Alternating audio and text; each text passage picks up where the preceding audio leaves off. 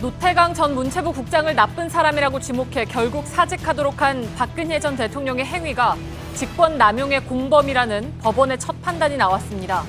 또 정부의 비판적인 문화예술계 지원을 배제하도록 한 이른바 블랙리스트 사건에서는 이를 지시한 김기춘 전 비서실장에 대해 주도적인 역할을 했다며 징역 3년을 선고했습니다. 오는 2일 발표될 세법 개정안에서 소득세 증세 대상이 되는 초고소득자의 기준은 연소득 3억 원이 될 전망입니다.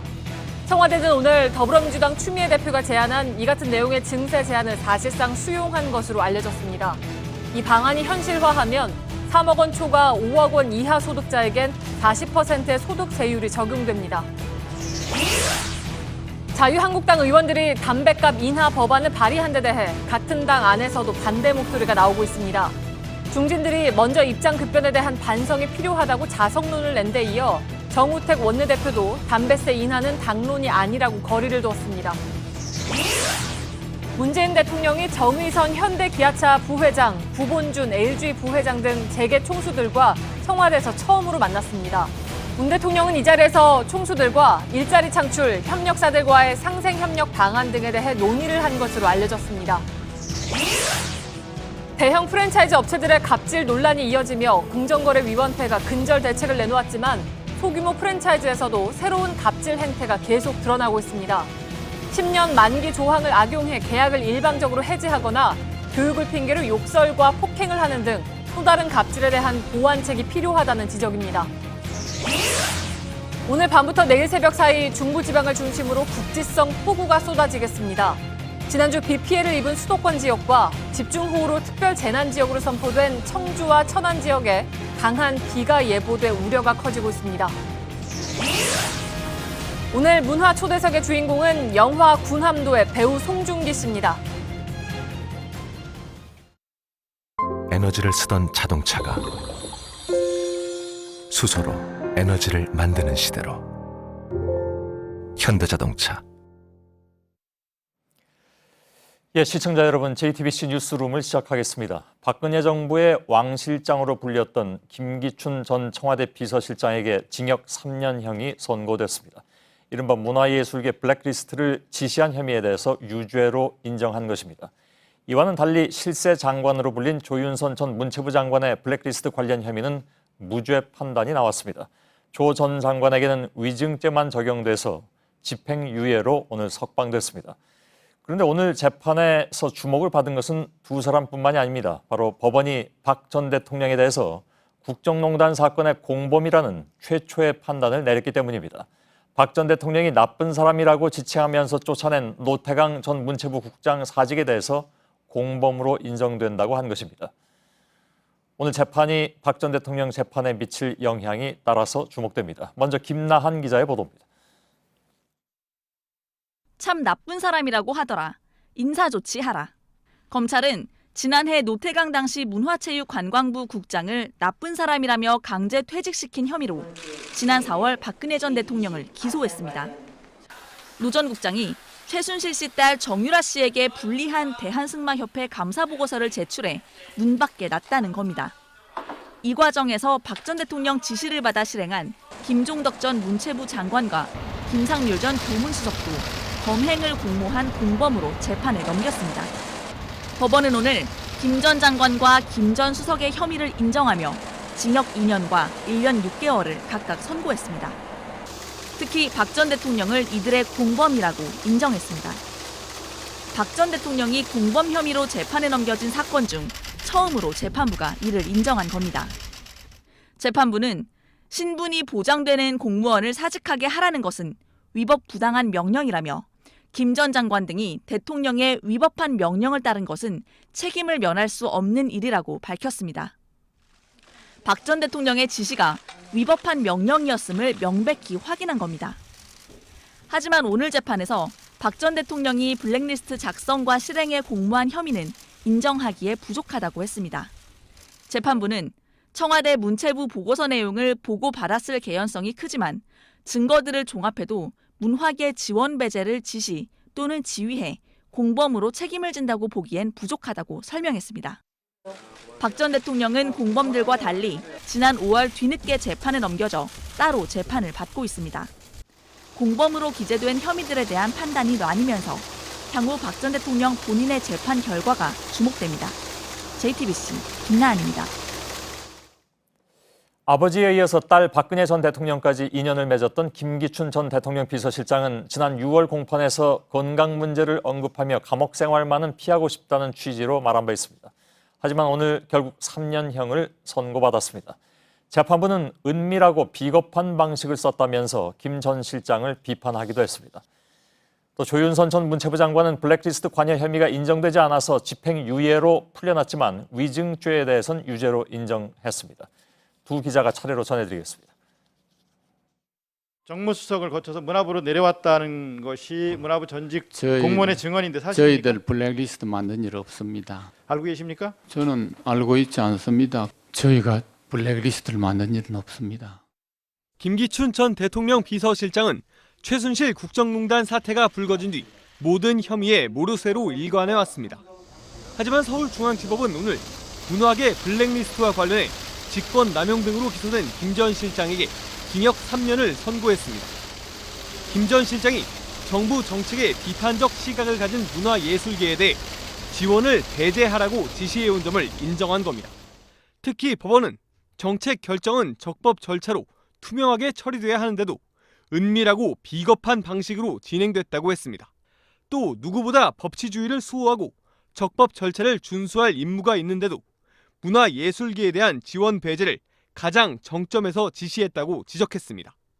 김 전 실장의 태도에 대해서도 지적이 나왔습니다. 재판부는 자신은 전혀 지시하거나 보고를 받지 않았고 기억이 나지 않는다고 책임 회피로 일관했다며 국회 국정조사를 저해하고 진실 발견에 대한 국민 기대를 외면했다고 밝혔습니다. 알고 있지 않습니다. JTBC 이호진입니다.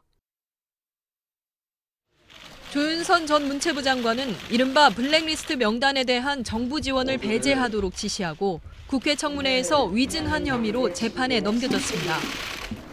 오늘 조 전 장관은 징역 1년에 집행유예 2년을 선고받고 석방됐습니다. 법원이 블랙리스트 지원 배제 혐의는 무죄로 판단했기 때문입니다. 다만 지난해 국회 청문회에서 블랙리스트의 실상을 몰랐다고 말한 것에 대해선 위증으로 판단했습니다. 재판 기간 동안 조 전 장관은 블랙리스트의 존재를 알았다면 당장 중단했을 것이라고 주장해왔습니다.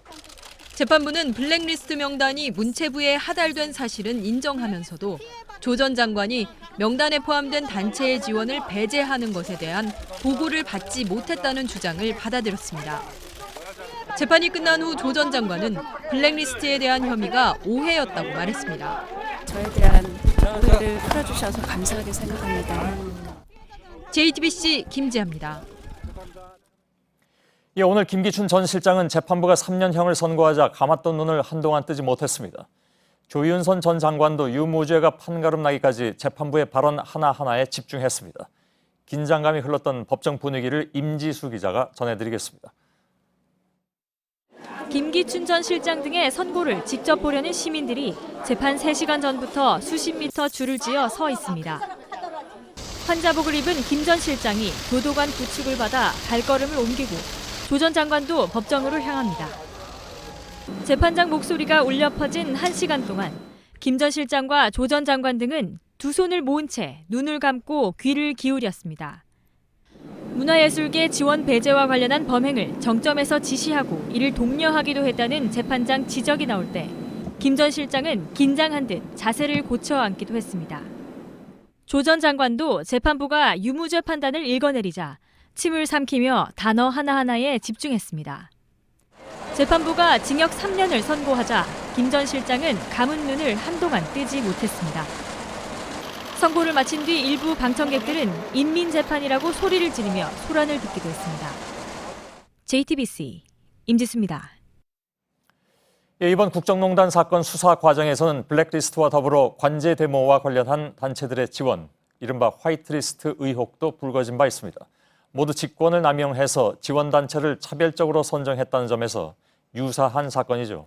이에 따라서 오늘 블랙리스트 선고가 화이트리스트 사건에도 영향을 줄 것으로 보입니다. 김필준 기자입니다. 오늘 재판부는 블랙리스트에 대해 정치 권력의 기호에 따라 지원금 지급을 차별해 헌법이 보장한 권리를 심각하게 침해했다고 규정했습니다. 법조계에선 같은 잣대가 화이트리스트에도 적용될 수 있다는 목소리가 나옵니다. 화이트리스트는 청와대가 친정부 성향의 단체를 통해 관제데모 등을 하도록 차별적인 자금 지원을 요청한 사건입니다. 정부가 나서 지원을 배제하거나 지원을 받도록 한 것은 서로 행위 자체는 달라 보이지만 모두 직권남용에 해당한다는 겁니다. 특히 관제데모와 관련해선 그동안 진행된 블랙리스트 재판에서 실체가 일부 드러나기도 했습니다.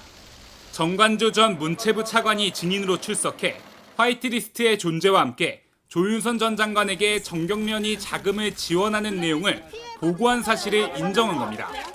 화이트리스트를 주도한 혐의를 받는 허연준 전 청와대 행정관 등에 대해 조사를 마친 검찰은 블랙리스트 판결문을 참고해 수사를 마무리할 예정입니다. JTBC 김필주입니다. 예, 검찰과 특검은 블랙리스트 판결문을 박근혜 전 대통령 재판의 증거로 제출할 예정입니다. 오늘 재판 결과가 박 전 대통령 재판에 어떤 영향을 줄지 취재 기자와 함께 한 걸음 더 들어가 보겠습니다. 이서준 기자가 나와 있습니다. 재판부가 오늘 블랙리스트 선고를 하면서 노태강 전 국장을 강제로 사직시킨 혐의는 박 전 대통령도 공범임을 인정을 했단 말이죠. 그래서 이 박 전 대통령을 공범으로 인정한 선고는 이번 그 공판 들어서 처음 아닌가 싶기도 하고요. 네, 그렇습니다. 그만큼 박 전 대통령의 지시가 명확하게 드러났다라고 이번 재판부가 판단을 한 겁니다. 예. 검찰과 특검 수사를 통해 이 박근혜 전 대통령이 2013년 8월 21일 유진용 전 장관과 모철민 전 수석에게 노태강 참 나쁜 사람이라고 하더라 인사조치하라고 지시를 한 사실이 확인이 된 겁니다. 예. 또 2016년 3, 4월쯤에는 이 김상률 전 수석에게 그 사람 아직도 있느냐 노태강의 사표를 받으라고 지시한 것도 확인됐습니다. 예. 이 같은 내용이 다 박근혜 전 대통령 공소장에 적혀 있는데요. 박 전 대통령 본인의 재판에서도 이 노 전 국장의 사직을 지시한 혐의는 유죄가 나올 가능성이 커진 겁니다. 예. 근데 이제 문화예술계의 지원을 차별해서 배제한다. 그러니까 이른바 블랙리스트 혐의는 박 전 대통령이 공범이라고 인정하기가 어렵다. 이게 지금 재판부의 입장 아닙니까? 예, 맞습니다. 예. 반대로 박 전 대통령의 지시가 명확하게 확인이 안 됐다고 본 건데요. 예. 박 전 대통령 공소장을 보면은 2013년 9월 이 수석 비서관 회의에서 좌편향 문화예술계에 문제가 많다라고 말한 것은 확인이 됐습니다. 예. 또 김기춘 전 실장으로부터 문제단체 조치 내용 및 관리 방안을 보고받은 사실도 확인은 됐습니다. 예. 하지만 김기춘 전 실장이 청와대와 문체부에 문화계 지원 배제를 여러 차례 걸쳐 구체적으로 지시한 사실은 확인이 됐지만 이 박 전 대통령이 직접 김 전 실장 등에게 이러한 배제에 대해 지시한 사실은 확인이 안 됐다고 본 겁니다. 그러면 문화계 지원 배제 혐의는 박 전 대통령에게 무죄가 나올 가능성이 커졌다는 얘기인가요? 일단 재판부마다 독립적인 재판을 하기 때문에 다른 결론이 나올 가능성은 열려 있습니다. 예. 또 검찰과 특검이 새로운 증거를 제출할 수도 있을 텐데요.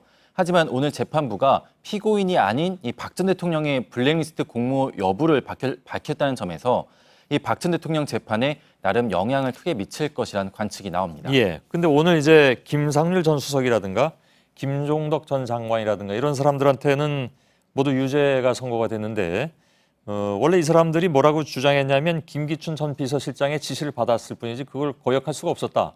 이렇게 얘기해도 이것도 역시 유죄로 인정이 되는 겁니까? 네, 맞습니다. 재판부는 이 상관에 위법한 명령의 범죄를 저지른 경우 명령에 따랐다고 해도 처벌을 피할 수 없다는 대법원 판례를 근거로 들어서 유죄를 선고했습니다. 예. 또 다른 대법원 판례도 있는데요. 불법한 명령일 땐 더 이상 직무상의 지시 명령이 아니므로 따를 의무가 없다고 나와 있습니다. 예. 자, 지금 국정농단 재판의 1심 선고가 계속 나오고 있고 대부분 유죄가 지금 인정되고 있는 상황이긴 합니다. 물론 이것은 앞으로 좀 지난한 과정이 있습니다. 항소심도 있을 테고 또 대법원도 있을 테고요. 근데 아무튼 지금 1심 선고 중에 남은 재판은 좀 정리를 해야 될 것 같습니다. 예, 이제 지난해부터 시작한 재판이 이제 1심 선고가 나오고 있는데요. 지난 5월 비선진료 사건 피고인들이 전원 유죄가 나왔습니다. 예. 이어서 국민연금의 삼성 합병 찬성을 종용한 문영표 전 장관과 홍한선 전 국민연금 기금운용본부장도 유죄를 선고받았습니다. 예. 이화여대 학사농단 피고인들 이영선 전 행정관도 모두 유죄가 나왔습니다. 이제 가장 정점인 이 뇌물 재판이 남아 있는데요. 예. 이재용 삼성 부회장은 8월 중하순쯤 또 박 전 대통령과 최순실 씨는 10월 중순쯤 선고가 예상되고 있습니다. 예. 이때 차은택, 안종범, 정호성, 김종, 장시호 등 박 전 대통령과 공범이어서 선고가 무기한 연기된 이 재판 피고인들도 선고가 이뤄질 것으로 보입니다. 예. 자, 아까 각각 8월 중하순 그리고 10월 중순이라고 얘기했는데 만일에 그때까지 선고가 나오지 않으면 왜 구속이 끝난 상태에서 즉 나와서 재판을 받는 상황이 되잖아요. 근데 지금 물론 일주일에 4번 하고 있습니다만은 어떻게 봅니까? 법조계에서는 그때까지 선고가 내려질 거라고 봅니까?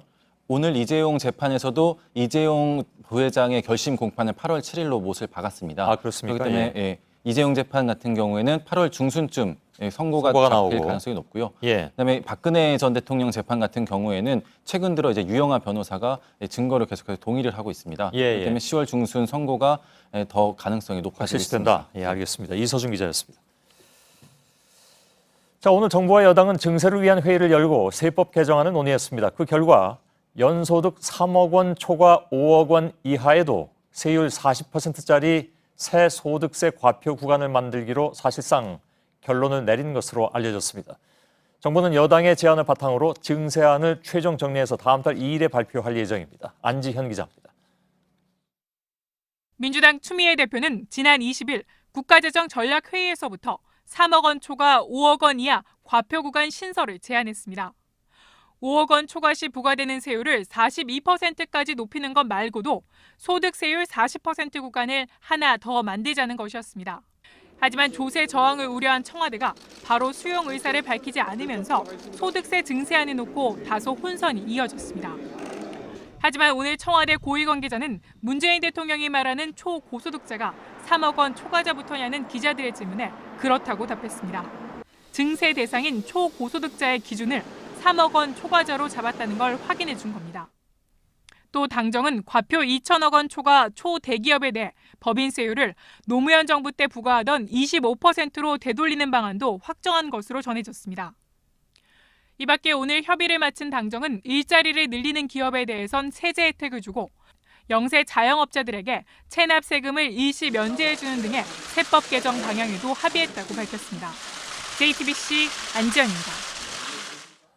네, 이런 정부 여당의 증세에 대한 맞불 성격으로 자유한국당은 담배세 감세 법안을 발의했다는 소식을 어제 전해드렸습니다. 그런데 3년 전 여당으로서 담배값을 인상할 때와는 180도 달라진 주장에 대해서 자유한국당 내에서도 비판의 목소리가 나오기 시작했습니다. 공동 법안 발의자가 서명을 철회하는 일도 벌어졌습니다. 송지혜 기자입니다. 홍준표 대표는 담배값 인하론을 비판한 여당에 역공을 시도했습니다. 담배세 인상을 하려고 할 때 그렇게 반대한 민주당이 또 인하에는 왜 반대를 하고 있는지 그것도 참 아이러니컬한 그런. 하지만 당 투톱 중 한 명인 정우택 원내대표는 담배값 인하가 당의 공식 입장이 아니라고 말했습니다. 지금 현재로서는 개별위원회 발의로 발의된 거 아닙니까? 당 중진들 사이에선 자성론이 제기됐습니다. 김성태 의원은 담배값 인상은 결국 서민 증세가 됐다며 우선 자성과 반성이 필요하다고 주장했습니다. 담배값을 인상할 땐 국민 건강을 위해서라고 해놓고 이제와 감세를 위해 가격을 내리자고 하는 데 대해 사과부터 하자는 겁니다. 이런 가운데 윤한홍 의원이 대표 발의한 담배세 인하 법안들의 공동 발의 서명을 했던 한 중진이 착오가 있었다며 발의를 취소하는 일도 벌어졌습니다. 윤 의원은 대신 초선 의원 2명의 서명을 추가로 받았습니다. JTBC 송지혜입니다. 이렇게 증세가 진행되고 감세가 논란이 되는 상황에서 오늘 문재인 대통령은 기업인들과 취임 후 첫 간담회를 청와대에서 열고 있습니다. 아직도 진행 중이라고 하는데요. 취재 기자를 청와대로 잠깐 연결하겠습니다. 고석승 기자, 예고되긴 했습니다만 예정된 시간을 훌쩍 넘기고 있는 상황인 것 같습니다. 아직 진행 중이죠? 네, 그렇습니다. 오후 6시에 시작된 이 문 대통령과 기업인들 사이의 간담회는 2시간이 넘게 진행 중인데요. 곧 끝날 것이라는 소식이 조금 전에 들어왔습니다. 당초 20분간 야외에서 이른바 호프타임을 가진 뒤에 실내로 자리를 옮겨서 50분 정도 이 대화를 가질 예정이었는데 이야기가 예정보다 1시간 정도 더 길어진 겁니다. 이 각본이 없이 자유토론 위주로 진행되다 보니까 길어지고 있는 것 같습니다. 참고로 오늘 간담회에는 정의선 현대기아차 부회장과 이 구본준 LG 부회장 부회장, 권호준 포스코 회장 등 8명이 참석했습니다. 예. 자, 아직 뭐 안 끝났으니까 정확한 내용이 전달이 안 되고 있을 것 같은데 그래도 어떤 대화를 나눴는지 대략적으로는 좀 알려진 게 있는지요? 네, 청와대는 이 민간 분야 일자리 창출과 이 비정규직의 정규직화, 그리고 이 대기업과 중소기업의 상생, 이런 부분에 대해서 이야기를 나눌 것이다 예고를 한 바 있는데요. 실제로 문 대통령은 오늘 이 자리에서 이 정부로서는 이 경제 살리기보다 더 중요한 과제가 없다고 말하면서 이 기업이 잘 돼야 경제가 잘 된다고 강조했습니다. 예. 기업인들은 뭐라고 얘기했습니까?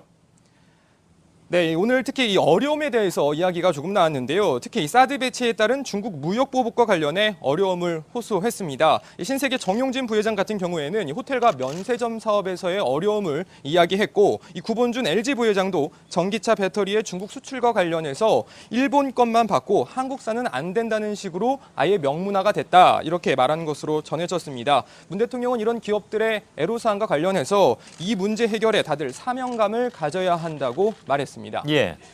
자, 재계 순위를 홀짝으로 나눠서 2번에 걸쳐서 만난다고 알고 있는데 오늘은 그러니까 1차고 내일 2차는 또 다른 기업인들과의 간담회가 있겠군요.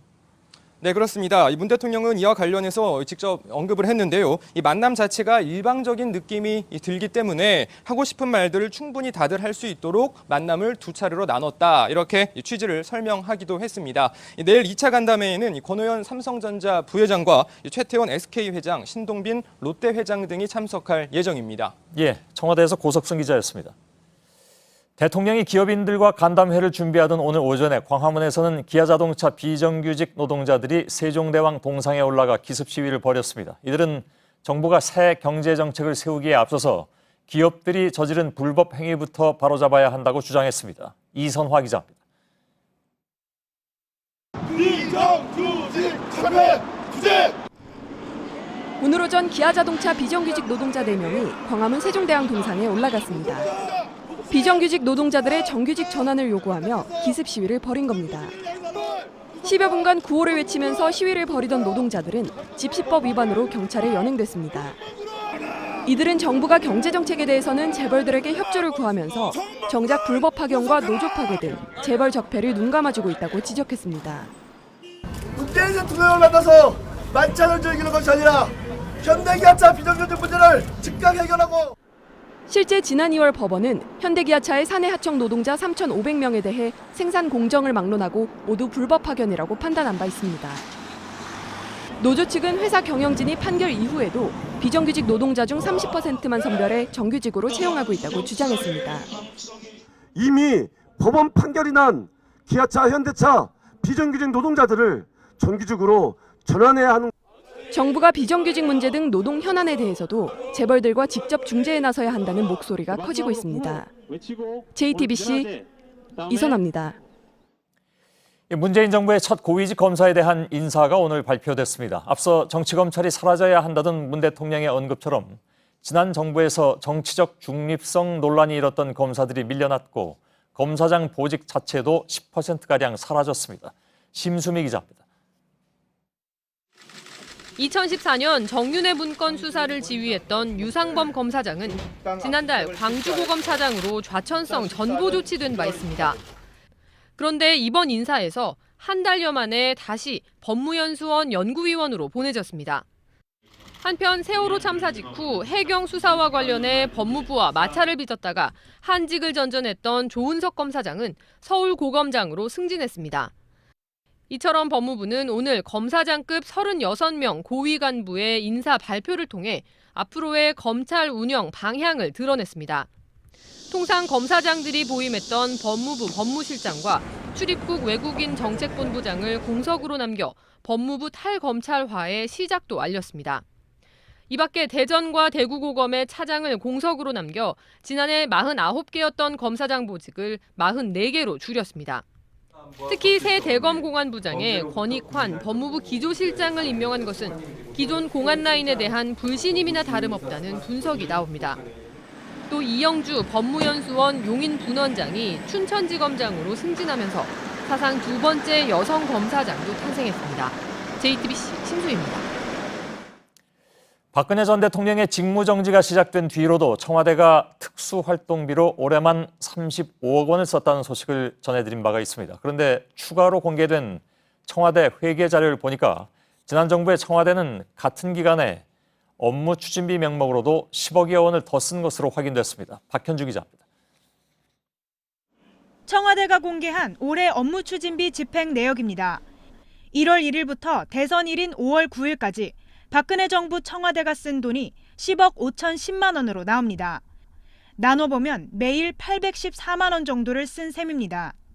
5월 10일부터 지난달 30일까지 3억 9,956만 원을 써 하루 평균 768만 원을 쓴 현재 청와대보다 씀씀이가 컸던 겁니다. 업무 추진비는 청와대 직원들이 내부 간담회 때나 외부 인사 접견 같은 때 쓸 수 있는 돈입니다.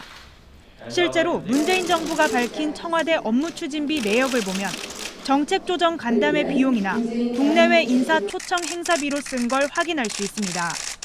문제는 박근혜 정부 청와대가 매일 800만 원 이상 업무 추진비를 쓴 기간이 박 전 대통령이 탄핵된 이후로 청와대의 정책 기능도 사실상 정지돼 있던 때란 겁니다.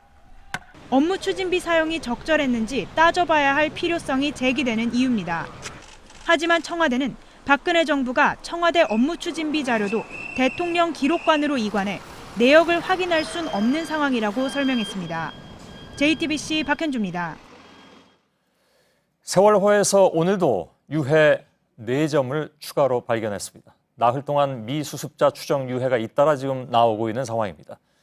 배 안에는 아직 미수습자 5명이 남아있고 객실에서 수습된 4명도 유해 일부만 가족의 품으로 돌아가 있죠.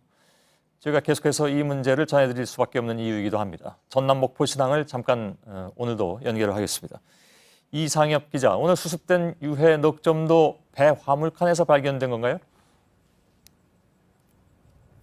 네, 유해 4점 중 1점은 앞서 발견된 곳과 같은 구역인 배 2층 화물칸에서 발견했고 나머지 3점은 해당 구역에서 수거한 진흙을 배 밖에서 분류하는 작업 도중 찾았습니다. 지금 화면에서 보시는 사진이 배 안에서 걷어낸 진흙을 분류하는 작업대입니다. 오늘 미수습자 9명의 가족이 모두 모인 자리에서 유해 발견 소식이 전해졌습니다. 오늘 발견된 유해는 곧바로 국가수로 옮겨져 DNA 검사를 진행할 예정입니다. 예. 자, 이렇게 해서 유해 일부를 찾은 분들도 그렇고 또 아직 전혀 찾지 못하신 분들도 다 힘든 그런 세월인 것 같습니다. 가족들은 어떻게 지내고 있습니까? 기대했던 화물칸 수색에서 최근 유해 7점이 잇따라 발견되자 가족을 찾을 수 있다는 기대감도 커지고 있는 상황입니다. 서로 위로하며 견뎌내면서도 유해 1점이 발견될 때마다 미수습자 가족 중 누군가 상처받지는 않을까 조심스러워하기도 합니다. 이곳 목포신항에선 미수습자 9명의 가족 모두 집으로 돌아가지 않고 함께 자리를 지키고 있습니다. 또 화물칸 수색에 대해서 날씨가 굉장히 더운 만큼 작업자들의 안전을 고려한 상태에서 수색 작업을 이어가달라고 당부했습니다. 예, 마지막으로 그 화물칸 안에 있는 자동차들 말이죠. 지금 다 꺼내 갑니까? 네, 지금은 화물칸에 쌓인 차량을 밖으로 옮기는 작업을 진행하고 있습니다. 오늘까지 차량 180여 대 중 106대를 밖으로 빼내 이 배 화물칸 절반 정도가 비게 됐습니다. 해수부는 남은 미수습자를 찾기 위해 화물칸 수색에 집중할 계획입니다. 예, 이상엽 기자가 전해드렸습니다. 네, 어제 뉴스룸에서 부동산 분양 시장이 과열되고 있는 송도 이야기를 전해드렸습니다. 오피스텔 청약을 신청하는 사람들이 현장 접수만 받은 건설사 때문에 식사는 물론 화장실도 못 가고 길게는 20시간을 기다려야 했습니다. 그런데 정작 오피스텔을 분양한 현대건설은 임직원들을 대상으로 본사에서 따로 청약을 받은 것으로 확인됐습니다. 강희연 기자입니다. 오늘 오후 열린 힐스테이트 송도 더 테라스의 청약 발표 현장입니다. 지난 월요일부터 3일 동안 이어진 접수 기간 동안 청약 신청자가 10만여 명으로 경쟁률만 35대 1을 기록했습니다. 사람들이 몰리면서 일부는 청약 접수에만 20시간 가까이 대기해야 했습니다. 줄 서야 돼. 줄 서서. 어제 오전 11시 왔다가 저녁 10시에 나갔다고요? 그것도 일찍 간 거예요. 그래서 여기서 밤을 샜어요. 사람들이 10시간 이상 줄을 서야 했던 건 현장 청약만 허용한 현대건설 방침 때문이었습니다. 사람들도 너무 불만이 많고 많이 생고생을 하잖아요. 그런데 정작 현대건설은 회사 임직원을 대상으로 본사에서 따로 청약을 신청할 수 있도록 조치한 것으로 드러났습니다. 현대건설 사내 공지문건을 확인해 본 결과 본사 1층 라운지에서 임직원은 물론 그 가족까지 청약을 접수받을 수 있도록 한 겁니다. 투명성의 문제인 것 같아요. 일반인 청약과 내부 청약을 따로 받는다는 거는 좀 문제가 있죠. 현대건설 측은 평일에는 직원들이 청약을 할 수 없어 직원 복지 차원이었다고 해명했습니다. JTBC 강희연입니다. 자신의 사재로 8천억 원대 장학재단을 세운 기부왕 이종환 관정재단 이사장이 50대 여성을 폭행한 혐의로 검찰에 넘겨졌습니다. 해당 여성은 수년 전부터 이 이사장이 폭력을 행사했다고 주장했고 이 이사장 측은 무고 혐의로 맞고소했습니다. 윤세민아 기자입니다. 지난 4월 30일 밤 11시 제주시 노형동의 한 아파트 단지 놀이터입니다. 흰 옷 차림의 여성과 주황색 반팔 티셔츠를 입은 남성이 실랑이를 벌입니다. 여성이 자리를 뜨려는 남성의 팔을 붙잡자 이 남성은 한쪽 팔로 여성의 가슴 부위를 밀칩니다. 남성은 곧바로 한 차례 더 여성의 가슴과 어깨 부분을 때립니다. 지켜보던 주민이 두 사람 사이를 가로막고 선 뒤에야 폭행은 멈췄습니다. 영상 속 남성은 관정 이종환 교육재단의 이종환 이사장입니다. 화면 속에서 폭행을 당한 A씨는 이 이사장이 자신의 사업에 거액의 자금을 투자하기로 했다가 약속을 지키지 않아 말다툼이 시작됐다고 주장했습니다. 갑자기 이제 폭행을 한 거예요. 그 보는 사람이 있는데 또 한쪽을 탁 쳐가지고 넘어뜨려가지고 폭행을 하는데 올해 93살의 이 이사장은 17년 전 자신의 이름을 딴 교육재단을 세워 8천억 원대 규모로 키우며 기부왕으로 불리는 인물입니다. 2009년 국민훈장 무궁화장을 받았고 2012년엔 서울대에 자신의 호를 딴 관정도서관을 짓기도 했습니다. A씨는 이 이사장이 사업 투자를 빌미로 과거에도 폭력을 행사했다고 주장했습니다. 급여금을 내가 투자를 해주면 근데 그 조건이 내 사람이 돼야 된다. 정말 치욕스럽더라고요. 후심 넘은 노인한테 내가 당했구나. 이에 대해 이 이사장 측은 A씨가 과거에도 이 이사장을 상대로 사기 등 혐의로 고소했지만 무혐의 처리된 적이 있었다면서 A씨를 무고 및 공갈 미수, 폭행 등 혐의로 맞고소한 상태라고 밝혔습니다. 경찰은 이 이사장의 폭행 혐의에 대해 검찰의 기소 의견으로 송치했습니다. JTBC 윤세민입니다. 지방의 한 사립대 재단 이사장 등 임직원들이 30억 원대의 법인 자금을 유용한 것으로 드러났습니다. 학생들은 학기당 수백만 원의 등록금을 마련하라고 애쓰는데 이들은 이 돈으로 180차례 유흥업소를 드나들었습니다. 유한울 기자입니다. 전북의 한 사립대 총장은 180여 차례에 걸쳐 단란주점 등 유흥업소를 드나들며 1억 6천만 원에 가까운 돈을 썼습니다. 골프장과 미용실 등에서도 130회 넘게 모두 2,370만 원을 사용했습니다. 비용은 학생들이 낸 등록금 등으로 조성한 교비로 냈습니다. 회계 담당 직원들과 함께 교비 계좌에서 빼돌리거나 결제된 것과 다른 용도에 쓴 돈도 15억 7천만 원에 달합니다. 이뿐만이 아닙니다. 총장의 아버지인 이 학교 법인 이사장은 마트에서 장을 보거나 약을 사는 등 약 950만 원의 생활비를 법인카드로 결제했습니다. 또 딸을 법인 직원으로 채용한 것처럼 서류를 꾸며 2년 3개월 동안 6천만 원의 급여를 지급했습니다. 상황이 이렇게 심각한데도 이 학교 법인의 감사들은 최근 3년간 적정 의견을 냈습니다. 교육부는 이사장에 대해 임원 승인을 취소하기로 하고 대학에 총장 해임을 요구했습니다. 또 업무상 횡령과 배임 혐의로 검찰에 고발했습니다. 해당 학교 측은 증빙할 수 있는 자료를 좀 더 정리해 소명하겠다고 밝혔습니다. JTBC 유한울입니다. 국내에서 두 번째로 인터넷 은행 인가를 받은 카카오뱅크가 오늘부터 영업을 시작했습니다. 해외 송금 수수료를 시중은행의 10분의 1로 낮추고 24시간 영업한다는 점 때문에 가입자가 몰리면서 한때 접속이 지연되기도 했습니다. 시중은행들이 손쉬운 가계 대출에만 매달리며 혁신을 외면하는 상황에서 잇따라 인터넷 은행이 출범하며 어떤 변화가 있을지 주목됩니다. 박영우 기자입니다. 점포 없는 인터넷 은행 카카오뱅크가 영업 첫날부터 돌풍을 일으키고 있습니다. 영업 시작 8시간 만에 10만 개가 넘는 계좌가 개설됐습니다. 동시에 많은 사람이 접속하면서 오전 한때 서비스 장애가 발생하기도 했습니다.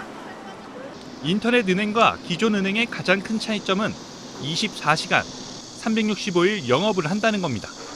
스마트폰만 있으면 계좌를 만들 수 있습니다. 기존 은행에서 5,000달러를 해외로 송금하면 수수료가 5만 원가량 발생하지만 카카오뱅크는 수수료가 5,000원에 불과합니다. 계좌 개설은 7분, 대출은 단 60초 만에 최대 1억 5천만 원까지 가능한 신속성도 기존 은행과의 차이점입니다. 가계대출 위주로 막대한 수익을 올리던 기존 영업 방식으로는 인터넷 은행과의 경쟁에서 밀리기 때문입니다. 앞서 최종구 금융위원장도 취임식에서 여전한 시중은행의 가계대출 중심의 영업 방식을 경고한 바 있습니다. 잇따른 인터넷 은행 출범이 기존 금융권에 이른바 매기 효과를 가져올 수 있을지 주목됩니다. JTBC 박영우입니다. 정부가 대책도 내놓고 일부 업체들은 이에 따르는 모습도 보이지만 프랜차이즈 갑질은 파면 팔수록 끝없이 나오는 것 같습니다. 소규모 프랜차이즈, 예를 들면 설렁탕집 프랜차이즈에서도 10년씩 운영한 점포를 갑자기 그만두라고 하거나 교육비 명목으로 목돈을 요구하고 또 욕설과 폭행까지 하는 등 갑질이 끊이지 않고 있습니다. 먼저 전다빈 기자의 보도입니다. 수원의 한 돼지국밥집에 신선 설렁탕 전 점주들이 모였습니다. 이들은 계약 기간 10년이 되자 해지 통보를 받아 신선 설렁탕 대표이사에게 가게를 넘기거나 새로운 브랜드로 바꿔야 했다고 말합니다. 본사 측이 현행법상 10년이 지나면 점주의 계약갱신 요구를 거절할 수 있다는 점을 악용했다는 겁니다. 이 매장은 갑자기 계약 해지를 당하고 급히 다른 브랜드로 바꾸느라 아직 옛날 브랜드의 흔적이 남아 있습니다. 개점 일주일 만에 5분 거리에 본사 직영점 운영을 위한 공사가 시작되기도 했습니다. 이날 모인 전 점주들은 서비스와 맛관리가 어려워 가맹 계약을 종료했다는 본사의 주장이 터무니없다고 반박합니다. 평당 매출이 직영점보다 더 높았는데 서비스의 질이 낮아서 자기들이 직접 운영을 할 수밖에 없다는 얘기는 너무 황당한 거짓말에 불과한 거죠. 총각내 야채가게도 오늘 갑질 행위에 대한 사과문을 발표했습니다. 앞서 총각내 야채가게 창업자이자 본사 대표는 점주에게 욕설과 폭행을 하고 선물을 사달라고 요구했습니다. 이렇게 곳곳에서 갑질 논란이 계속되는 것은 전국 가맹점 수가 8년 만에 4배로 느는 등 관련 산업은 계속 커지고 있지만 점주에 대한 법적 보호와 동업자 의식은 그에 못 미치기 때문입니다. 급기야 최근 공정위가 칼날을 빼들자 치킨 프랜차이즈 BBQ는 부랴부랴 분쟁조정위원회 설치 등 가맹점주와의 상생 방안을 내놨습니다.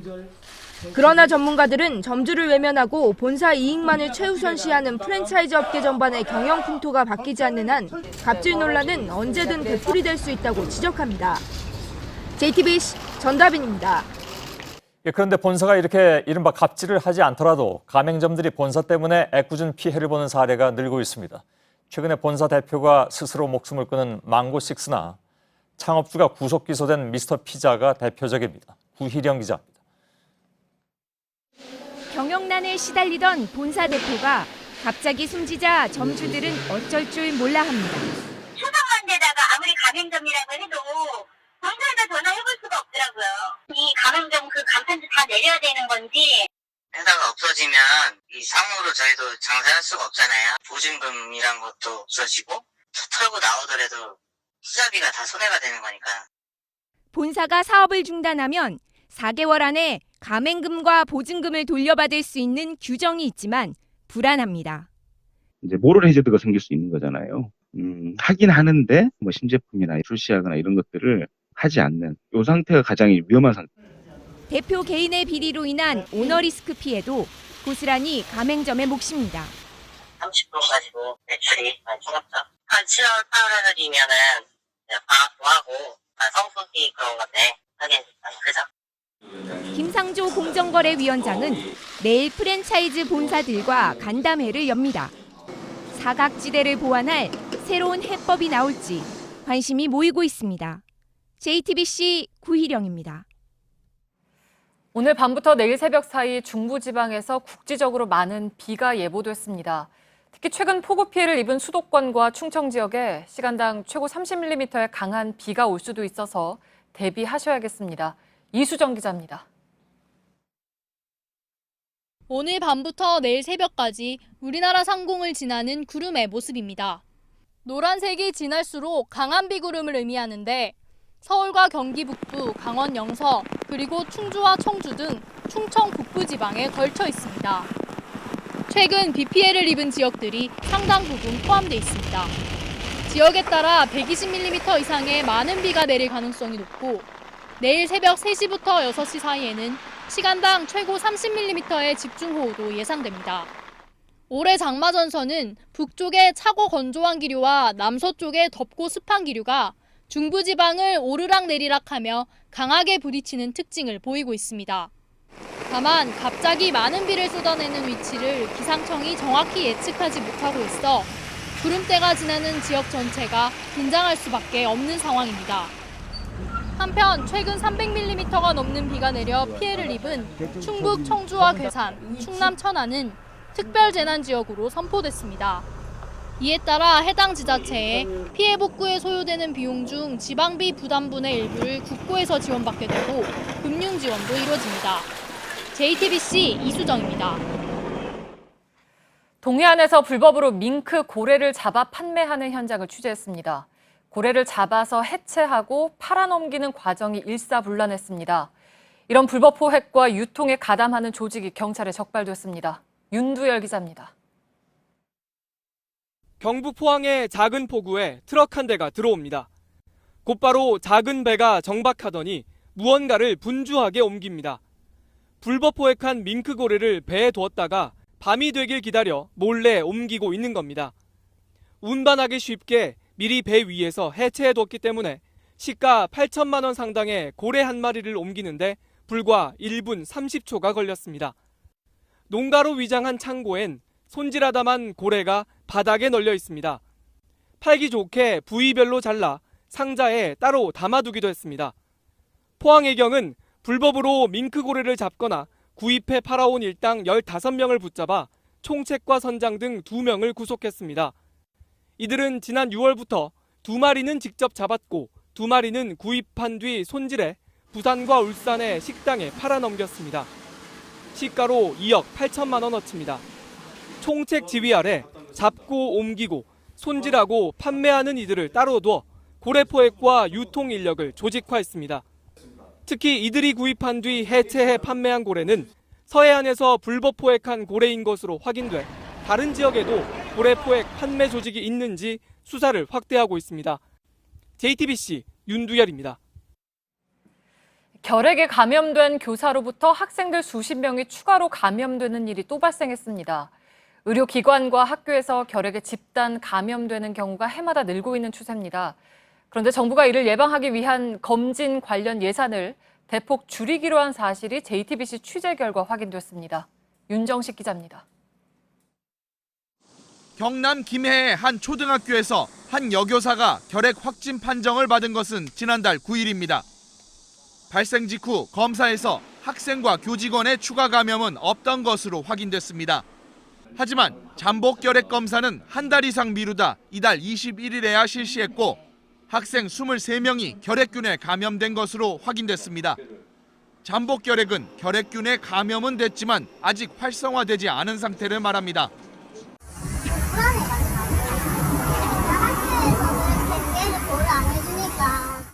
이런 집단시설 결핵 감염은 최근 증가 추세입니다. 2014년 4,158건이던 것이 작년에는 9,321건으로 2배 이상 늘었고 올해 상반기에도 4,753건이 발생했습니다. 어린이집과 유치원 교직원이 결핵에 감염된 사례도 최근 5년 새 2배 이상으로 늘었습니다. 상황이 이런데도 예방 대책은 거꾸로 갑니다. 질병관리본부는 올해 집단시설 종사자 잠복 결핵 검진에 88억여 원의 예산을 투입했지만 내년에는 전액 삭감된 것으로 확인됐습니다. 정부는 10만 명당 86명인 결핵 유병률을 2025년까지 12명으로 낮추겠다고 발표했지만 실제 대책은 없는 셈입니다. JTBC 윤정식입니다. 테슬라의 대표 앨런 머스크가 또 하나의 아이디어를 내놨습니다. 길이 막힐 때면 차가 지하로 내려가서 터널로 된 고속도로로 이동한다는 것입니다. 돈이 너무 많이 들어서 언제 실현될 수는 알 수가 없지만 그저 상상하는 것만으로도 좀 시원하실 텐데요. 머스크는 아예 동영상을 만들어서 공개했습니다. 박창규 기자입니다. 승용차가 멈춰서더니 엘리베이터를 타고 땅 밑으로 들어갑니다. 지하 터널로 내려간 차량은 이동판 위에서 미끄러지듯 달리기 시작합니다. 앨런 머스크 테슬라 대표가 공개한 동영상입니다. 꽉 막힌 도로 위를 피해 땅 밑으로 내려간 차량은 시속 200km 속도로 도시를 가로지릅니다. 머스크는 지난해 12월 트위터에 이런 지하터널 이동 구상을 처음 밝혔습니다. 당시 LA의 악명 높은 교통체증에 갇혔던 머스크는 터널 굴착 기계를 만들어 곧바로 땅을 뚫어야겠다고 했습니다. 이후 지하 터널 고속도로 건설 구상에 돌입했고 이번에 지하로 가는 차량용 엘리베이터 시운전을 한 겁니다. 머스크는 첫 단계를 거의 완료했다고 설명했습니다. 하지만 아직 난관은 많이 남아 있습니다. 미 CNN은 1km당 수억 달러가 드는 비싼 지하 터널 건설 비용이 걸림돌이라고 평가했습니다. 또 LA가 있는 캘리포니아주는 대지진 위험 지역이어서 안전에 대한 우려도 제기되고 있습니다. JTBC 박창규입니다.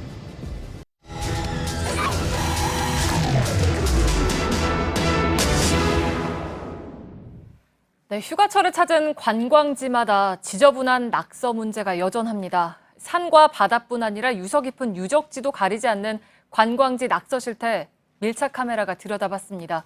김도훈 기자입니다. 등대 전망대에 올라서자 발 아래로 넓은 서해 갯벌이 펼쳐집니다. 도심과 가까워 수도권 관광객들이 즐겨 찾는 오이도의 관광 명소 빨강 등대입니다. 서해안의 멋진 낙조를 감상할 수 있어서 관광객들에게 인기를 끌고 있는 오이도 빨강 등대는요, 안쪽으로 들어와 보시면 이렇게 벽면 가득 낙서가 되어 있는 모습을 볼 수 있습니다. 주로 누군가 왔다 갔다 하는 내용이거나 연인 간의 사랑을 고백하는 내용이 대부분인데요. 이쪽 위를 보시면 사람의 손이 닿지 않는 곳에 이렇게 낙서가 되는 경우도 있고요. 아예 높은 천장에까지 낙서를 해놓는 경우를 찾아볼 수 있습니다. 낙서를 피해 기념사진을 남기려던 관광객들은 눈살을 찌푸립니다. 그 낙서되어 있는 거 이거는 아니죠. 세상에. 사진 찍기 싫어요. 인상 찌푸려져요. 딱 올라오면. 자기네들은 추억이라고 하지만 이거는 여기 관람객들한테 민폐죠. 벽면은 깨끗한 공간을 찾아보기 어려울 정도로 전망대 건물 내부가 커다란 낙서판을 방불케 합니다. 낙서는 이렇게 등대 내부 곳곳에서 쉽게 찾아볼 수 있습니다. 이 전망대로 올라가는 계단 벽면이나 이 기둥은 말할 것도 없고요. 이렇게 낙서 금지를 알리는 팻말이 붙어 있지만 아랑곳하지 않고 벽면 가득 낙서가 채워져 있습니다. 관할 지자체가 청소 작업에 나서보지만 한계를 토로합니다. 이렇게 딱 엊그저께서도 이렇게 없었는데 매일 늘어나요. 기암괴석들이 절경을 이뤄 관광객들이 즐겨 찾는 인천 선녀바위 해수욕장도 사정은 마찬가지입니다. 이곳 해수욕장 관광 명소로 꼽히는 선녀바위입니다. 그런데 조금 뒤쪽으로 한번 들어와서 보실까요? 뒤쪽을 보시면 벽면 가득 흰 페인트로 그려진 낙서가 눈에 띕니다. 이쪽을 보시면 사람 이름이 적혀 있고요. 위쪽을 보시면 하트 문양까지 그려진 걸 볼 수가 있는데요. 조금만 더 안쪽으로 들어와 보면 무언가를 태우면서 바위 곳곳에 시커멓게 그을린 흔적도 찾아볼 수 있습니다. 해변을 따라 이어지는 주변 바위 곳곳에 큼직한 글씨로 소원 성취나 대학 합격이라고 적힌 낙서가 발견됩니다. 지난 2014년 유네스코 세계문화유산에 등재된 남한산성도 마찬가지입니다. 매년 400만 명의 국내외 관광객이 찾는 명소지만 성곽 곳곳엔 낙서가 가득합니다. 성곽길을 따라 걷다 보면요, 누각 아래 나무 기둥에 이렇게 낙서가 새겨진 모습을 볼 수가 있습니다. 이 뒤편 성곽을 한번 보실까요? 이 곳곳이 낙서로 도배된 듯한 모습을 볼 수가 있습니다. 특히 이쪽을 보시면요, 이 날카로운 도구를 이용해서 긁어내면서 곳곳이 패여 있는 것을 볼 수 있습니다. 패이고 긁혀나간 유적에 관광객들은 황당하다는 반응입니다. 이건 문화재를 완전히 파괴하는 행위예요. 이거는 누가 보더라도 이건 정말 잘못된 거죠. 이거 정말 한심스럽습니다. 이거는. 현행법상 관광지나 국립공원에서의 낙서 행위는 경범죄나 환경법 등에 따라 범칙금이나 과태료 부과 대상입니다. 소중한 추억을 간직하고 싶은 마음에 나 하나쯤은 괜찮겠지 하며 유적지에 남기어간 낙서 한 줄, 수백 년 역사를 간직한 문화유산을 대하는 부끄러운 우리들의 자화상입니다. 밀착카메라 김도훈입니다.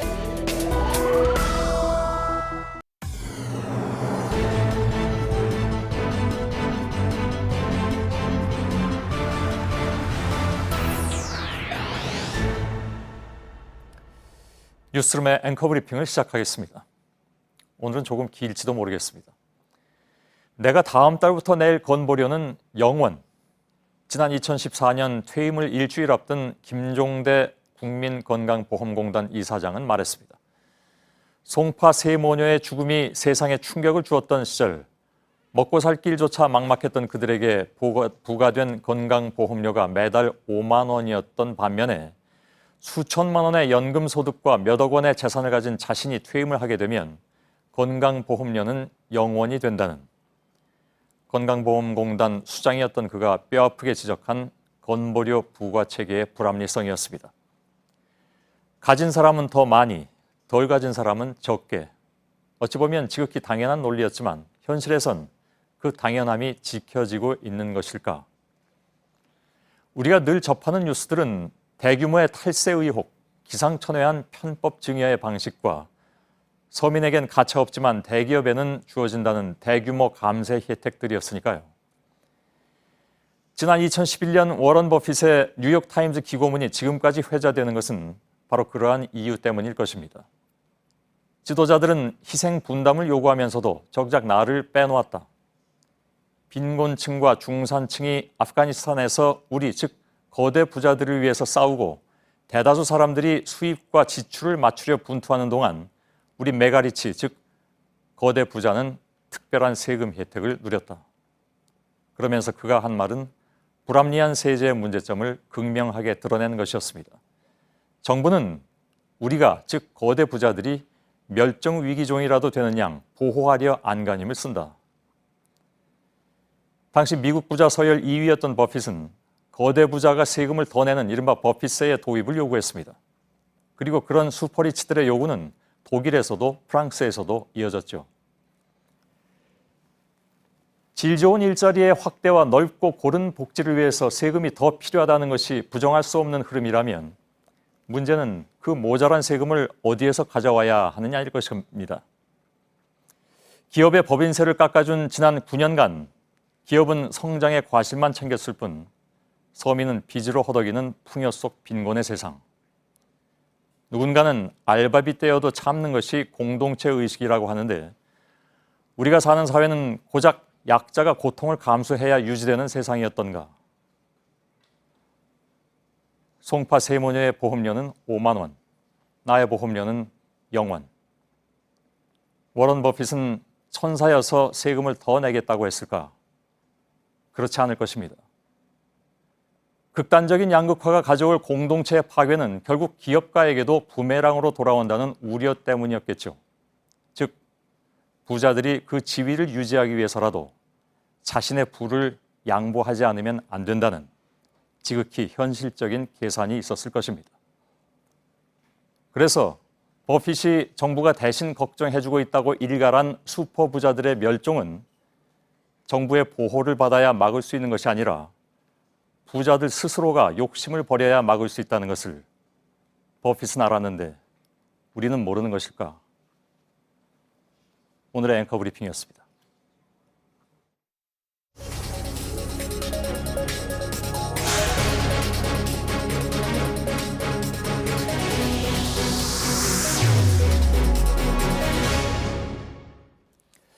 오늘 문화예술계 블랙리스트 사건의 1심 재판 결과가 나왔습니다. 박근혜 정부의 이른바 왕 실장으로 불린 김기춘 전 청와대 비서실장은 리스트 지시 혐의가 인정돼서 징역 3년을 선고받았습니다. 그러나 조윤선 전 문체부 장관의 경우에는 위증죄만 인정돼서 집행유예로 풀려났습니다.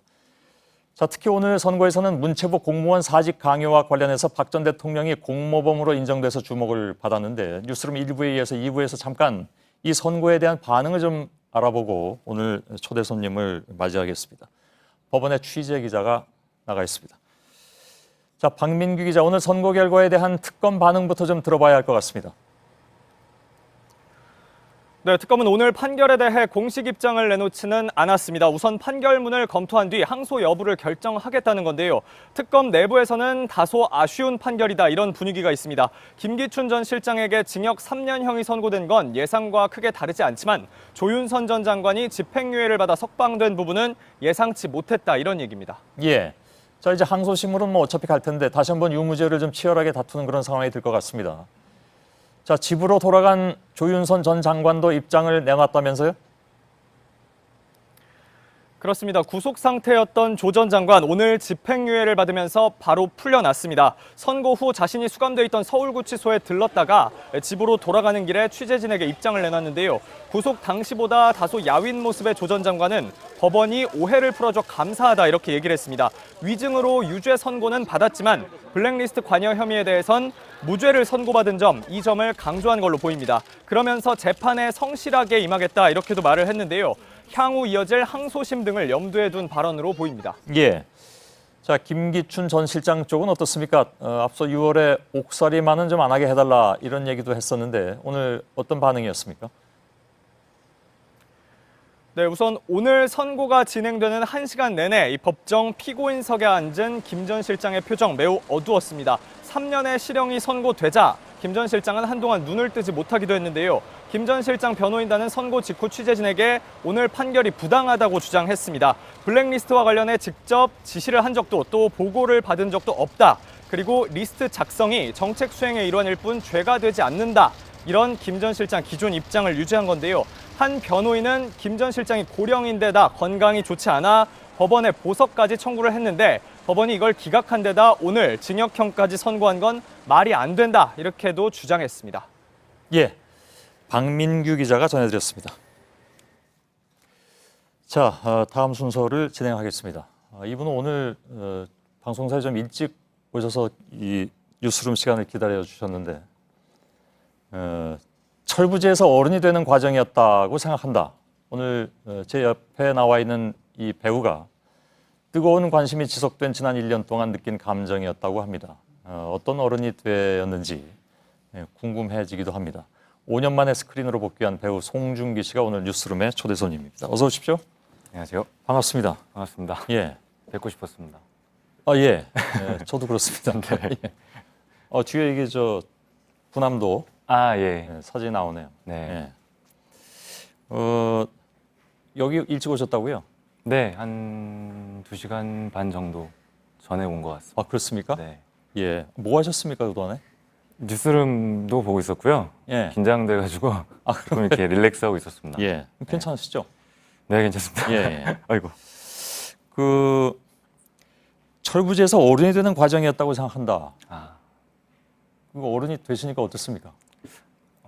아직 되진 않은 것 같고요. 예. 돼가는 과정인 것 같고요. 예. 올해 또 큰 일을 지금 2개나 앞두고 있어서 예. 굉장히 좀 저에게는 굉장히 최고의 여름을 보내고 있는 것 같습니다. 예. 네. 하나는 아는데 나머지 하나는 뭡니까? 이제 개봉을 했고요. 예. 하나는 이제 또 결혼을 앞두고 있어요. 그건 알겠습니다. 그 개봉을 말씀하신 거군요. 어저께 개봉했잖아요. 그죠? 예, 맞습니다. 네. 예. 그 첫날 97만이 들었고 오늘 이틀째 벌써 100만이 넘었다고 네. 해서요. 좋은 일인데. 네네. 다만 또 이제 한쪽에서는 뭐 많이 들으셨겠지만, 예. 뭐 독과점의 그 영향이다. 뭐 이런 얘기들도 합니다. 예. 배우로서는 어떻게 그걸 받아들이시나요? 이제 오늘이 이제 언론 기자분들과의 인터뷰가 마지막 날인데요. 예. 기자님들과 인터뷰하면서도 굉장히 많은 피드백을 받은 질문이고요. 예. 일단은 영화에 참여한 배우의 입장으로서 관객분들께서 많이 찾아주신 점은 진심으로 감사하게 생각하는 건 부인할 수 없는 사실인 것 같고요. 제가 일단 뭐 배급이나 이런데 전문가가 아니라서 예. 뭐 함부로 말씀을 드리기가 좀 조심스럽긴 한데요. 앞으로 저희 영화를 어떻게 봐주실지 관객분들께서 평가해 주시지 않을까 하는 마음이 있습니다. 예. 네. 그건 어떻게 이해해야 될지 제가 그 답변에 대해서는 네. 예. 그러니까 우선 첫날 97만이라는 관객이 들었다고 예. 들었습니다. 굉장히 엄청난 숫자죠. 예. 네. 그리고 또 이제 이틀째 아침에 100만이라는 관객이 넘었는데 예. 많은 분들께서 또 그거에 대해서 독과점 논란이 있고 그렇게 비판을 해주시는 점도 있다는 걸 너무나 잘 알고 있고요. 예. 하지만 방금 말씀드린 대로 제가 그쪽 분야에 대해서 물론 참여한 사람 중에 한 명이지만 예. 전문가가 아니라서 최대한 좀 자세히 모르기 때문에 예. 말씀드리기가 조금 조심스럽다는 말씀. 예. 말씀을 그건 알겠습니다. 네. 대부분 이제 이런 얘기들이 나오면 다 좀 곤란해 하십니다. 그렇죠. 또, 네. 주연 배우 입장에서 배급에 자기가 관련한 것도 아니니까. 그렇게 하지만 저도 참여자의 한 명이기 때문에 알겠습니다. 네. 예. 구남도 이거 태양의 후예 이후 첫 작품이 네. 맞죠? 드라마 끝나고 예. 첫 작품입니다. 예. 근데 쭉 필모그래피를 이렇게 쭉 보면 이 작품이 하여간 좀 다른 것 같긴 합니다. 여태까지 작품하고는. 그렇죠. 예. 이 작품을 택하기로 한 그때부터 지금 이제 개봉이 된 지금까지 네. 본인의 변화가 있다면 어떤 걸까요? 변화요. 예. 우선 저희 영화가 굉장히 오락성 부분에서 굉장히 강점이 있다는 생각이 들었었고요. 예. 거기다가 역사적 사실을 기반으로 한 작품이라서 거기에 의미적으로도 굉장히 좀 좋은 의미가 담겨 있다고 생각이 들었습니다. 예. 거기다가 변화라고 말씀하신다면 아무래도 저희가 구남도라는 영화를 촬영하는 시점이 예. 아무래도 작년에 대한민국이 한참 모든 국민들이 좀 우울해 있었던 예. 그 시점이었고요. 격동기였죠. 네. 예. 저 역시 참 많이 우울해했던 사람 중에 한 명이었고요. 예. 그러다 보니까 저도 배우지만 일단 33살의 젊은이 중에 한 명으로서 조금 약간 지금까지는 약간 조금 제 분야, 배우, 연예계 이런 부분에 조금 집중을 했었다면 예. 촬영 시기가 그 시기였어서 그런지 또 이 작품이 의미가 더 있어서 그런지 좀 다른 분야에도 더 관심이 가기 시작했던 역사라든가, 시기였던 것 같아요. 정치 사회라든가. 그렇죠. 이제 포털 사이트를 제가 검색을 하더라도 연예란을 좀 많이 봤다면 예. 이제는 조금 다른 분야도 많이 보게 그렇군요. 됐고 그래서 예. 처음으로 썰전이라는 프로그램도 그렇습니까? 전에 다 시청했던 것 같아요. 예. 예. 오늘 썰전 방송된 날입니다. 네, 오늘 인터뷰 끝나고 오느라고 잘 못 예. 봤습니다. 예. 이제 하나요? 예, 이따 밤에 하죠. 예, 이따 지켜보도록 하겠습니다. 자주 보진 않으셨던 모양이고요. 아닙니다. 자주 보고 있고요. 예. 이번에 또 패널분 바뀌시면서 더 재밌어진 것 같습니다. 아, 예. 네. 박형준 교수 나오면서. 네. 예, 알겠습니다. 뉴스룸도 덕분에 또 자주 보시겠군요. 네, 작년에는 좀 거의 매일 다 챙겨봤던 것 같습니다. 아, 그런가요? 네. 예. 아직 보지 못하신 분들께서는 뭐랄까요, 일제강점기 강제징용된 조선인 노동자들의 얘기다. 네. 어떤 선악구조 아니면 민족주의적 감정 이런 것을 많이 이제 떠올릴 수도 있는데 네. 그것은 일종의 선입견일 수도 있다면서요. 영화를 보고 나면. 일단은 보시는 분들이 다 각자 판단이 다르시니까 예. 어떻게 보실지 모르겠지만 저는 좀 일단 참여한 사람 중에 한 명이기도 하지만 예. 또 관객의 입장에서 봤을 때도 솔직히 굉장히 좀 많이 화가 난 부분이 솔직히 많았고요. 예. 몇 주 전에도 어떤 프로그램에서 그 실제 강제징용을 당하셨던 어르신이 예. 인터뷰를 하시는 모습을 봤었는데 아직까지 그 어르신들의 한은 좀 풀리진 않은 것 같아서 예. 확실히 풀리지 않은 것 같아요. 그래서 예. 그런 점에 있어서는 좀 많이 화가 나는 편이었습니다. 예. 네. 근데 일종의 어떤 선입견이 틀렸다라는 그런 평가들이 나오는 점은 어떤 점일까요? 선입견이요? 예. 그러니까 어떤 부분에서 선입견이 나온지는 예를 들어서 아까 말씀드린 대로 선악구조 혹은 민족 감정을 자극한다라든가 네. 꼭 그런 것은 아니다라는 평가도 있는 것 같은데.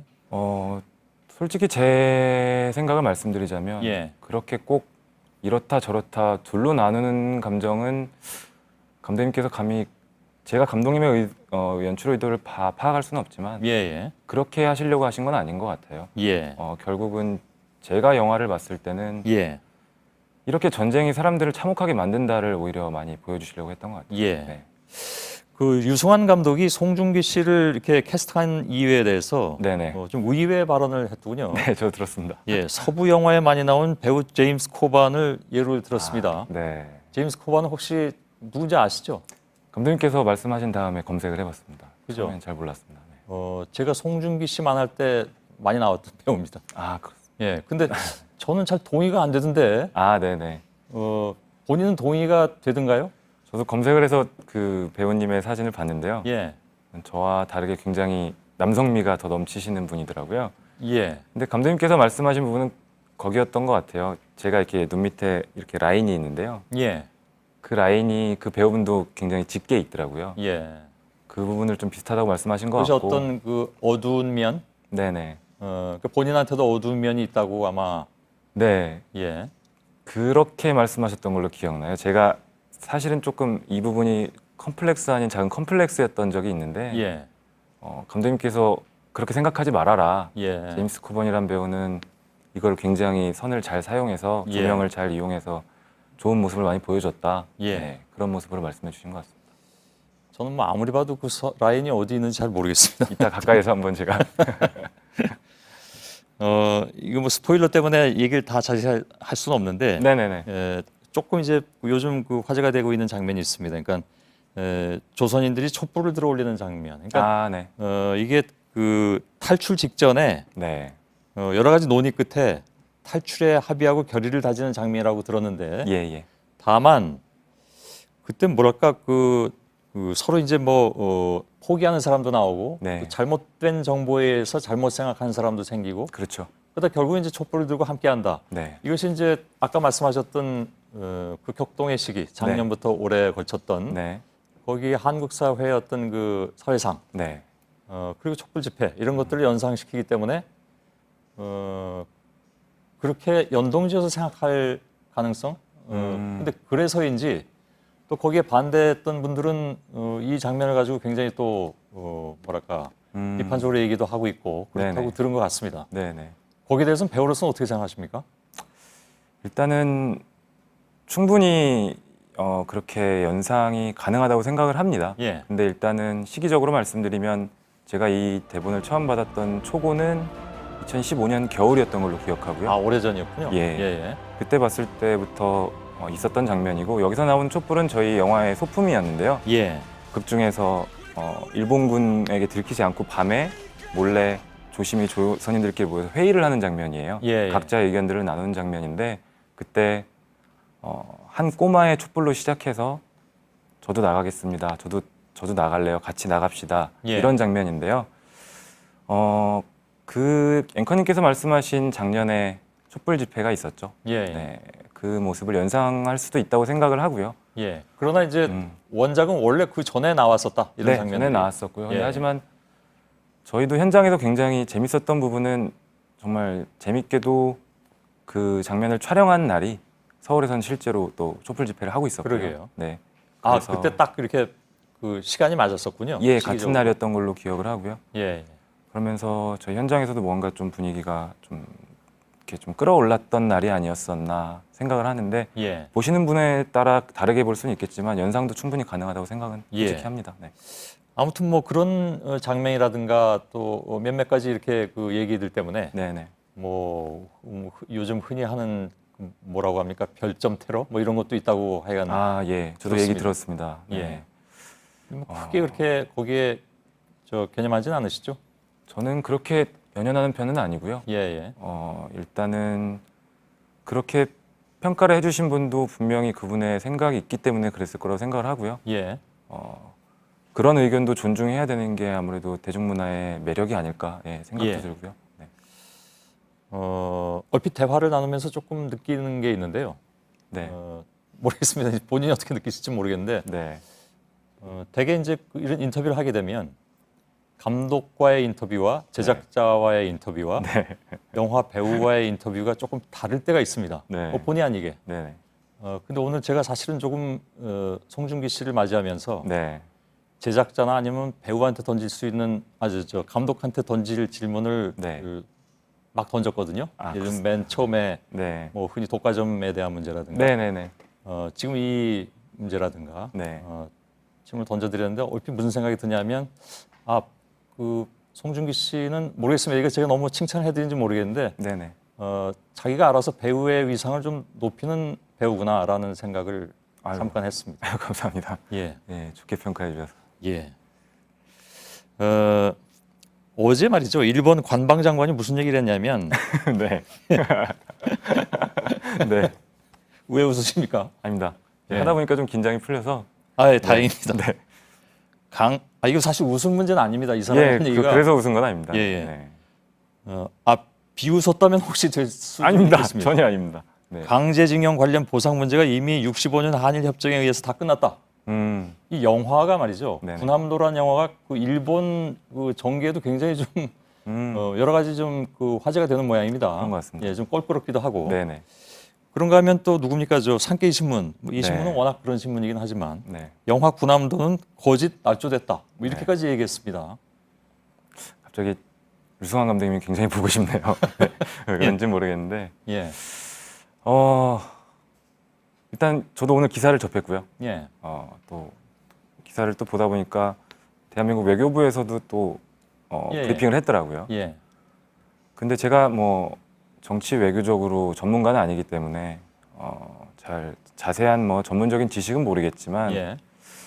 일단 하나 확실한 건 그곳에 계셨던 아직도 피해를 입으셨던 예.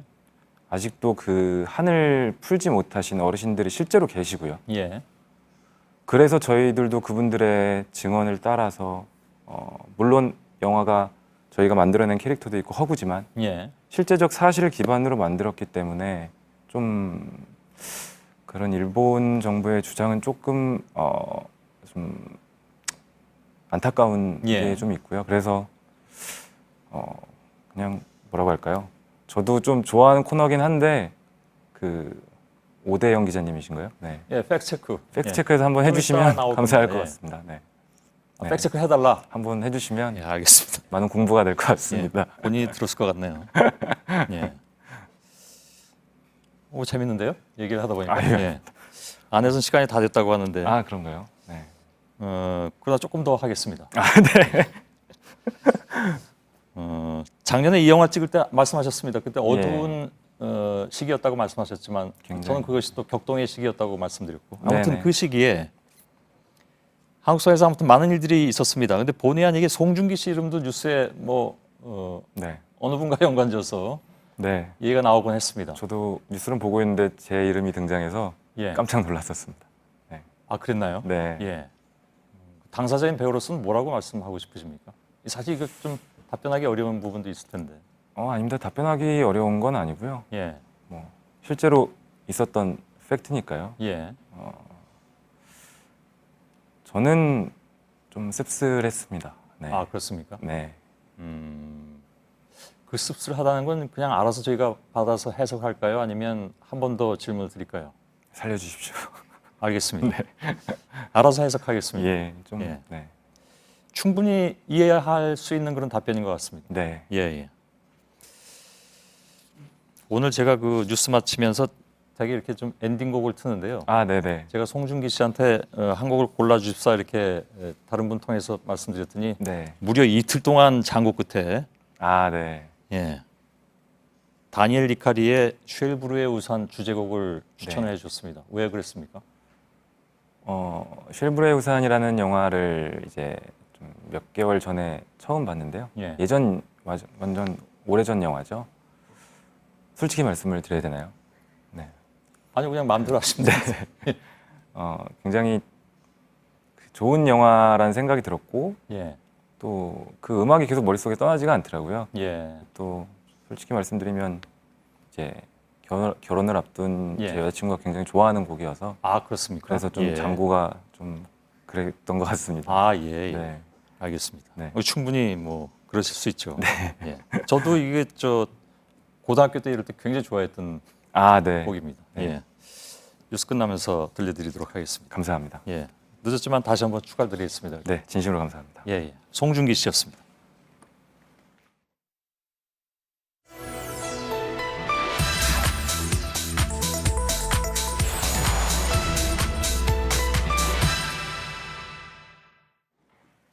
네, 서울의 한 아파트에서 그제 층간소음으로 인한 살인 사건이 일어났습니다. 춘천에서도 2달 전에 비슷한 일이 벌어졌습니다. 어제 오늘의 일도 아닌데 이런 끔찍한 사건이 반복되는 것은 층간소음이 개인이 아닌 사회적인 문제가 됐다는 의미일 테죠.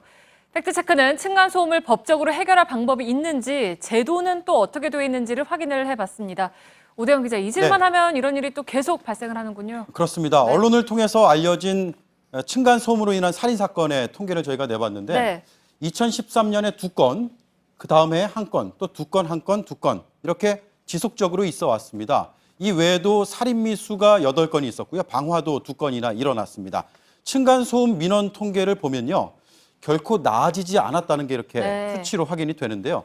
2012년에 8,800건 정도였지만 2013년 이후로 2만 건 좀 안팎으로 계속해서 늘었다 줄었다를 반복하다가 지난해 19,495건 이렇게 집계가 됐습니다. 네, 그러니까 살인 사건도 매년 있고 민원 접수도 저렇게나 많은데 이걸 좀 법적으로 해결할 수 있는 방법이 있습니까? 네, 일단 당사자 개인이 할 수 있는 방법은 2가지가 있습니다.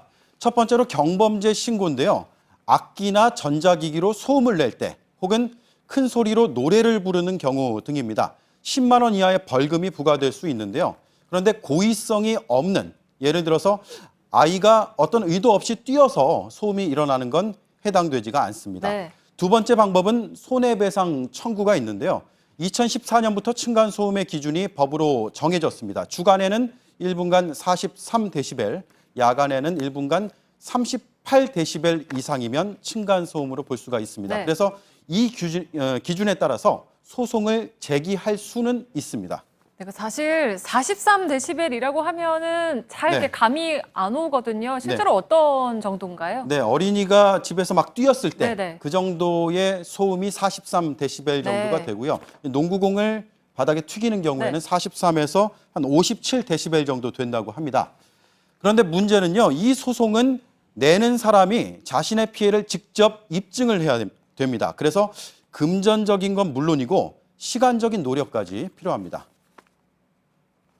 지속적으로 나는 게 아니라서 증거 수집하기도 쉽지가 않고 배상 책임이 인정된다 하더라도 금액이 크지 않고요.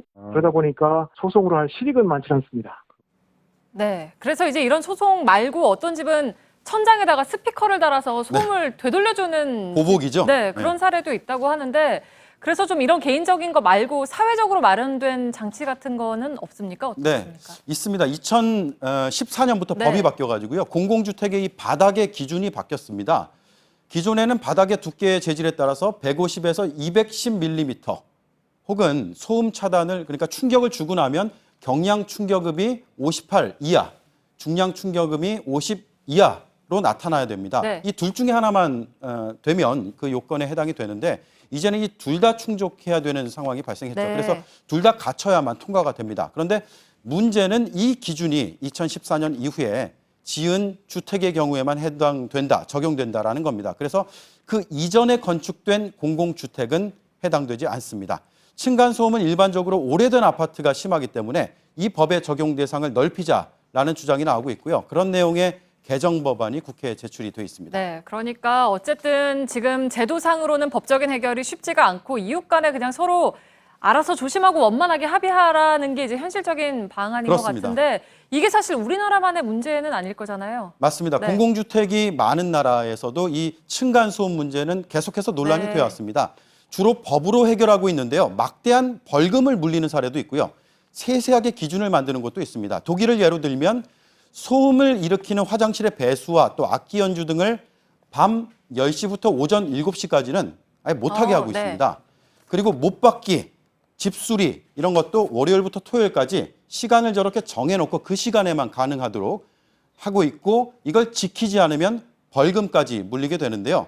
반면에 한국은 법으로 이런 일률적인 제한을 하지 않고 있습니다. 주민의 자율과 합의를 보조하는 데 무게를 두고 있고 그래서 주택별로 자치위원회를 만들어서 스스로 그 기준을 만들도록 권고하고 있습니다. 그래서 법이냐 아니면 자율이냐 이런 차이가 명확하게 나타납니다. 네, 뭐 물론 알아서 하는 게 가장 좋을 수는 있겠지만 문제가 계속 끊임없이 이어지고 있기 때문에 법을 좀 강화를 해야 할지 아니면 주민들에게 알아서 좀 스스로 하라고 할지를 좀 더 고민이 좀 필요해 보이는 것 같습니다. 팩트체크 오대영 기자였습니다.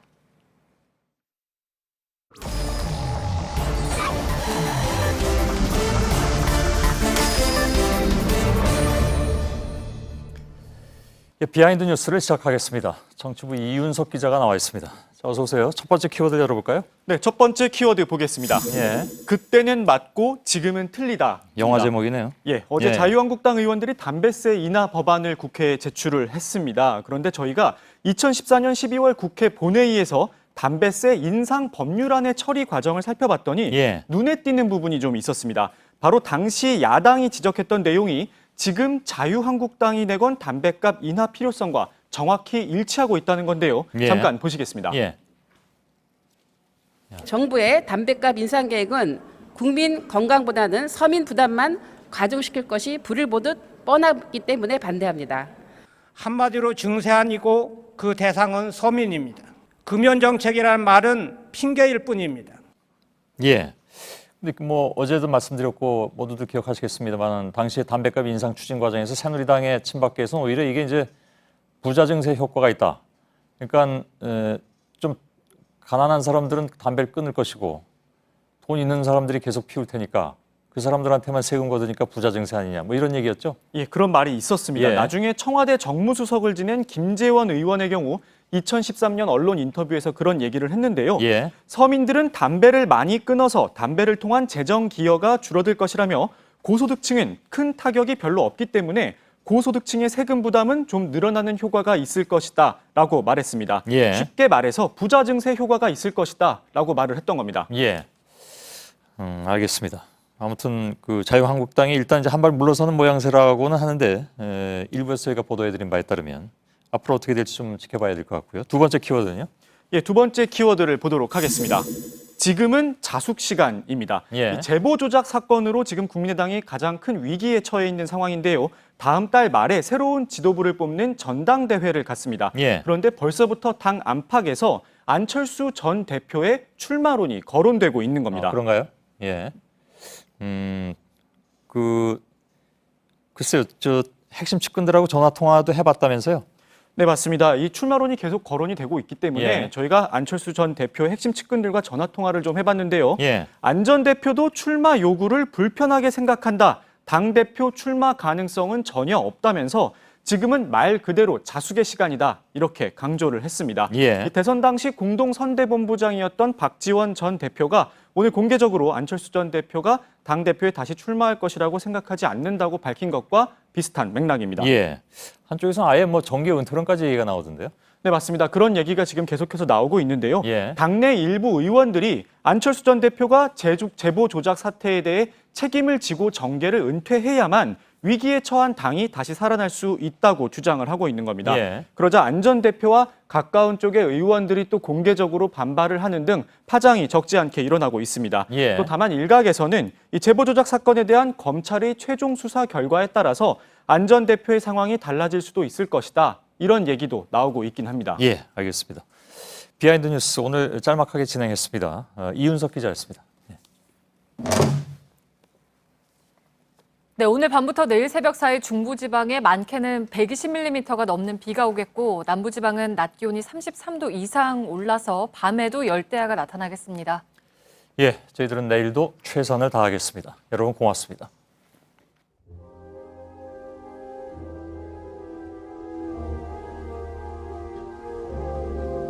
Mon amour, je t'attendrai toute ma vie. Je ne penserai qu'à toi. Reste, ne pars pas.